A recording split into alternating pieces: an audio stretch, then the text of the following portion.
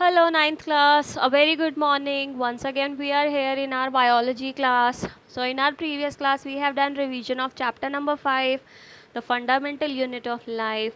Today, we are going to start revision of chapter number 15, improvement in food resources. So, as you know, we are doing revision in the question answers form. So, here is the first question. What management practices are common in dairy and poultry farming? Dairy and poultry farming में means cattle farming and poultry farming, rearing and breeding of fowl birds में क्या चीज़ें ध्यान में रखनी चाहिए.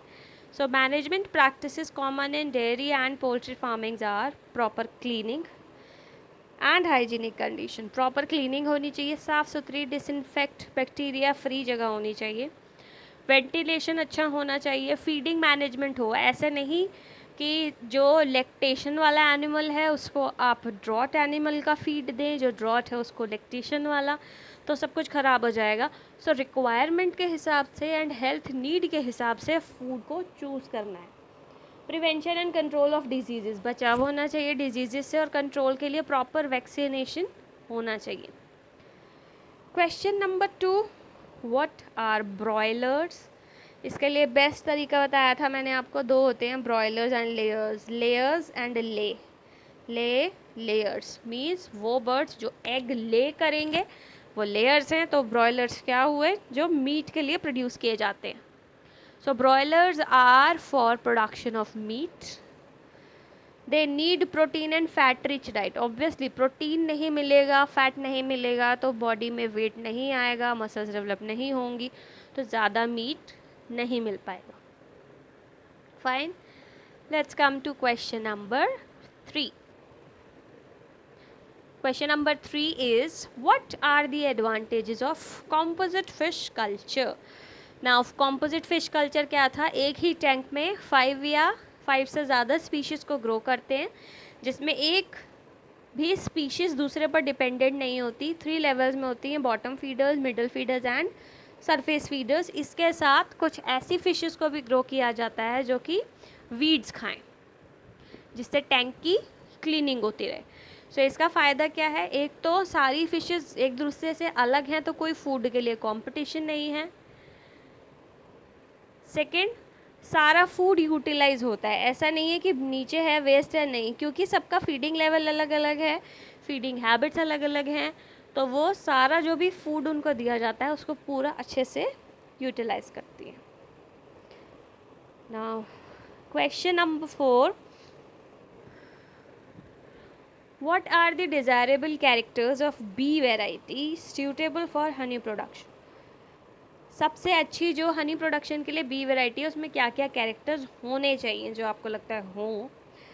Desirable characters in bees are less stink, डंक कम मारे, हाई हनी कलेक्शन, हनी को ज़्यादा प्रोड्यूस करे, उसका कलेक्शन ज़्यादा हो, अपने आप को प्रोटेक्ट कर सके. ऐसा नहीं है, अगर आप न्यूज़ सुनते हैं तो आजकल अमेरिका में एक ऐसी बी पाई जाती है जो कि वहाँ की नहीं है, लेकिन वो अमेरिकन हनी बीज को किल कर रही है, जिससे वहाँ पे हनी की प्रोडक्शन पर भी काफ़ी इफ़ेक्ट पड़ रहा है. सो उनमें एबिलिटी हो कि वो खुद को प्रोटेक्ट कर सके, बीहाइव में ज़्यादा टाइम तक रहें, रिप्रोडक्शन रेट काफ़ी ज़्यादा हो. So these are the desirable characters. Question number 5, what is pasturage? How is it related to honey production? pasturage क्या होता है और वो हनी की प्रोडक्शन से कैसे रिलेटेड है? So pasturage, it is the flora available to bees for nectar and pollen collection. pasturage क्या है? वो प्लांट्स हैं जो कि अवेलेबल होते हैं बीज को, ताकि वो उसमें से nectar means flower juice and pollen की कलेक्शन कर सकें. अब इसका रिलेशन क्या है? टेस्ट एंड क्वालिटी कैसे होगी हनी की, ये डिपेंड करता है कि पैस्चरेज कैसा है. Fine. Now question number 6, why are manure and fertilisers used in fields? Manures and fertilisers fields में क्यों यूज़ किए जाते हैं? क्या लगता है आपको क्यों यूज़ किए जाते हैं? इससे पहले हमने पढ़ा था macro nutrients and micro nutrients. So macronutrients जो हमें ज़्यादा क्वांटिटी में चाहिए, माइक्रोन्यूट्रिएंट्स जो हमें बहुत कम क्वांटिटी में चाहिए, मींस सॉइल को या प्लांट्स को बहुत कम क्वांटिटी में चाहिए। सो मैन्योर्स एंड फर्टिलाइजर्स क्या हैं, बहुत ज़्यादा मेजर सोर्स है न्यूट्रिएंट्स की प्लांट्स के लिए as well as for soil. ये क्या करते हैं, deficiency of plant nutrient means जो प्लांट्स में न्यूट्रिएंट्स की कमी होती है या फिर जो सॉइल में ऑर्गेनिक मैटर की कमी होती है उसको दूर करते हैं। फाइन। तो बेसिकली मैन्योर एंड फर्टिलाइजर का काम क्या है, addition of nutrients. Now let's come to the last question. Question number 7. Question number 7. What are the advantages of intercropping and crop rotation? Intercropping and crop rotation में क्या क्या advantages means अच्छी बातें, क्या फ़ायदे की बातें हैं। Advantages of intercropping, intercropping if you remember क्या होता है, इंटर मीन्स 2 और 3 क्रॉप्स को एक ही फील्ड में ग्रो किया जाता है but in a perfect pattern. एक पैटर्न फिक्स होता है, जैसे 2 रोज अगर वीट की हैं तो 2 रोज सोया की होंगी, नेक्स्ट 2 रोज अगेन वीट की, next 2 rows again soya. Fine. So इसका फ़ायदा क्या है, it ensures maximum utilisation of the nutrient supplies. Crops जो है इस तरीके से चुनी जाती हैं जिनकी जो न्यूट्रिएंट रिक्वायरमेंट है वो बिल्कुल अलग अलग हो। अगर एक प्लांट को ज़्यादा नाइट्रोजन चाहिए तो दूसरा प्लांट नाइट्रोजन लेने वाला नहीं देने वाला होना चाहिए। ठीक है, तो यहाँ पर क्या बोला गया है कि मैक्सिमम यूटिलाइज हो सके न्यूट्रिएंट सप्लाई, तो इसके लिए क्या करना है, ऐसी क्रॉप ली जाती है जिनकी न्यूट्रिएंट रिक्वायरमेंट अलग अलग हो। It prevents pest and diseases from spreading to all plants. आप सपोज अगर एक पेस्ट जो है वो वीट में लगा है तो 2 रोज वीट की ख़राब हो गई, दैट इज़ ओके, लेकिन नेक्स्ट क्रॉप क्या है, सोया, और वो पेस्ट सोया में नहीं लग सकता, तो वो पेस्ट आगे बढ़ने के बजाय क्या है वहीं ख़त्म हो जाएगा और जो आगे क्रॉप है उसको ख़राब नहीं करेगा।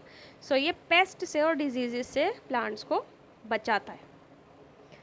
थर्ड, सॉइल इरोजन को कम करता है। ऑब्वियसली अगर प्लांट्स सर्वाइव करेंगे, प्लांट्स ज़िंदा रहेंगे तो वो अपनी रूट्स से सॉइल को होल्ड करेंगे और सॉइल इरोजन को रोक लेंगे। Last point is helps to maintain soil fertility, soil की फर्टिलिटी को मेंटेन करेंगे। अब गुड फर्टाइल सॉइल वो होती है जिसमें हाई अमाउंट ऑफ नाइट्रोजन होता है, ह्यूमस एंड ऑर्गेनिक मैटर होता है। ऑर्गेनिक मैटर मिलेगा मैन्योर्स एंड फर्टिलाइजर्स से, जबकि न्यूट्रिएंट्स जो हैं वो क्रॉप से ही मिल जाते हैं, like leguminous plants.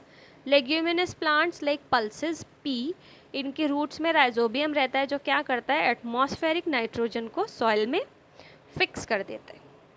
Fine.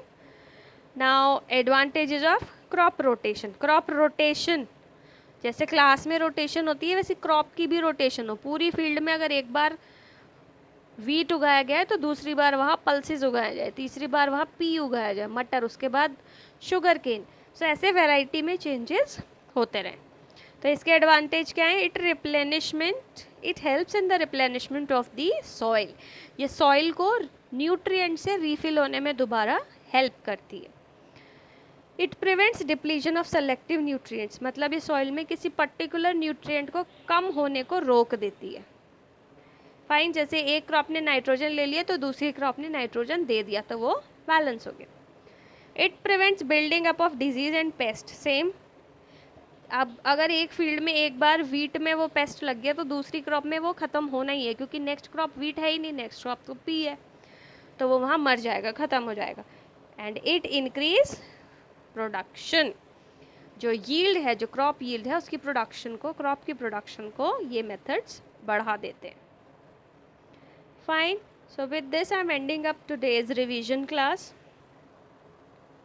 I hope you all are studying well and I am highly disappointed that without watching videos, revision videos, you are sending assignments. So that is not bad for me, that is bad for you, because sometimes I'm telling you something extra which I was not informed you in the previous class. That's why we are doing revision. और जो मुझे आपके assignments में लगता है कि ये गलत है, that we are discussing in revision videos. It's my request, please watch videos and then submit your assignments. Take care. Bye.